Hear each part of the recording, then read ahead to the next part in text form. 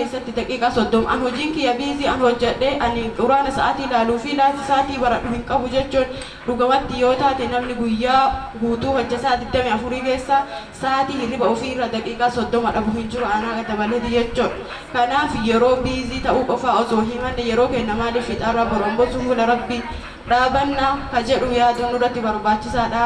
Dubartoonni teenna bakkuma jirtanii garee barumsa diinii keessa liiftii hin qabatina baradhaa wal bira haa dhaabannu walaa jajjabeessinu bu'iitii haa hafuu waan bareeda irratti walaa gorsinu walaa qabannu haa jabaannu.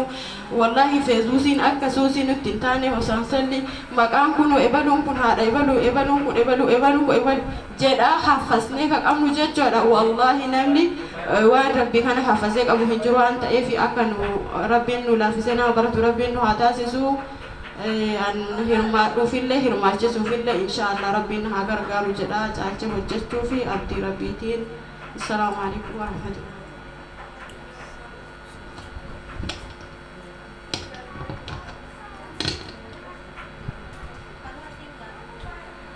Tole kabajamtootaa fi jaallatamtoota hordoftoota Nuur Miidiyaa kan hordofaa jirtan sagantaa Nuur Miidiyaa qophii ilaalchisuun dubartoota Kaayiroo keessatti garee Oraaleenii hojjetan ijaaranii hojiilee garaagaraa irra bobba'aa waliin taasifneeti jira. Turtiin keenya baay'ee sa'aatiin keenya gabaabaa ta'us yaadonni dubartoota keenya irraa kan yaadota baay'ee jajjabeessoo ta'anidha.